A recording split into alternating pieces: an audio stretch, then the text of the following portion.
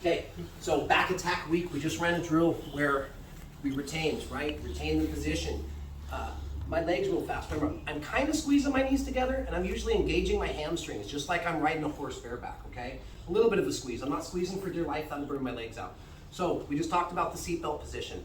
Let's break something down real quick before we get into the chokes. Why is it that I'm protecting my top hand?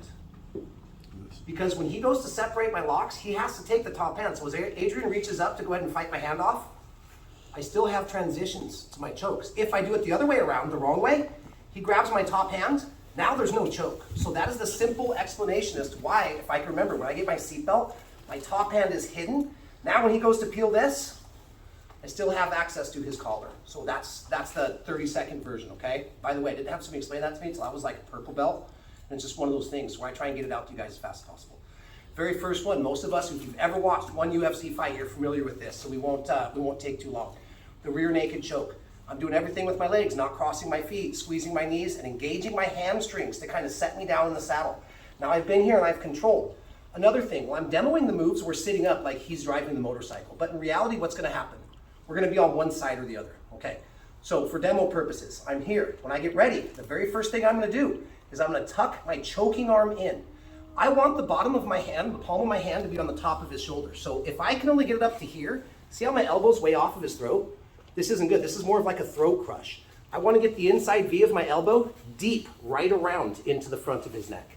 I like to make a pit stop here on the top of the shoulder, okay? You can grab the shoulder grip right here, but you don't need to, because when we get good at transitioning, I feed, kind of make a mountain climber grip, hug it right here, and I'm already starting to engage just a little bit of pressure. Now, the next two chokes we're going to work are going to involve me removing my hand from under the armpit. So I'm going to pull it out. I like to get my hands together right here and then drive my hand forward to where my hand is up high on my bicep. To be more specific, a lot of people say grab the biceps.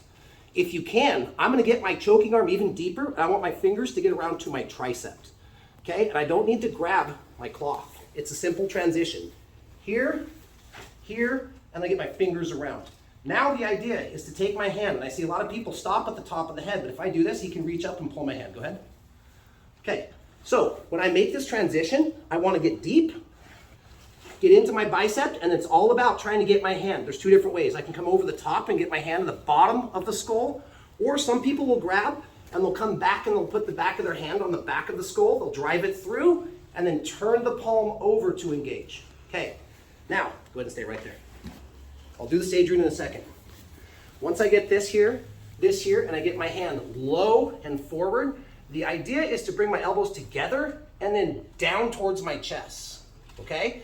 I see a lot of people get this and they flex their arms and they don't know how to make that pocket of space tighten up around the neck. So we're gonna do that by getting into a rear naked choke, driving my elbows together, and then bringing the insides of my elbows towards the center of my sternum. And that compacts. So,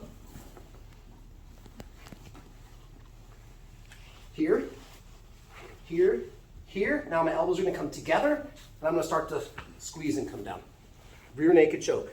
Boom, boom, together, down. Once we get smooth at it, we can hit this choke pretty quick. Sound good? Here's what I want. He's gonna do this 20 times, I'm gonna do this 20 times. Since we're attacking each other's necks all day long, if I'm choking Adrian, don't wait till you're about to pass out. When he gets tight, they're on the right path. Reward them by tapping their body. Sound good? Ready? 1, 2, 3.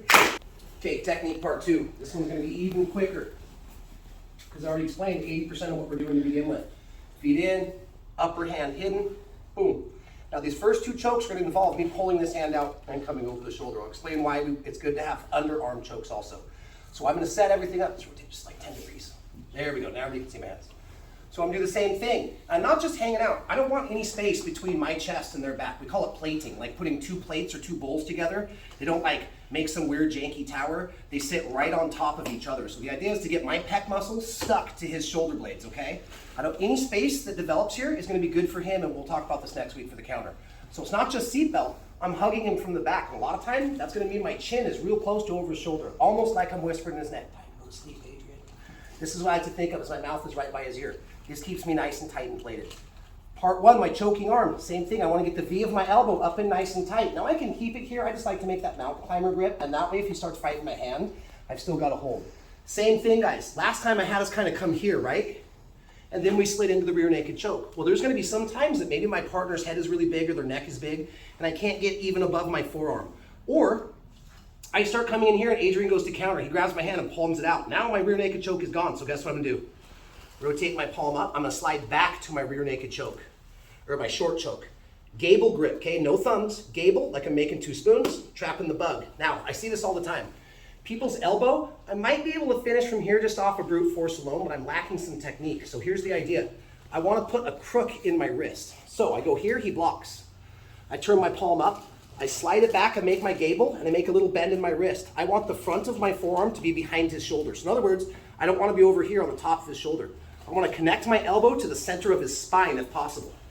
This gives me a fulcrum to push off of his shoulder for an anchor to finish. Now I'm driving my shoulder to push his head forward with my shoulder as my knot, my lock, is coming backwards. So here he goes to counter. Palm up, slide back, hide the elbow, and now I can use my head to push his head forward as I bring my knot backwards to choke, okay?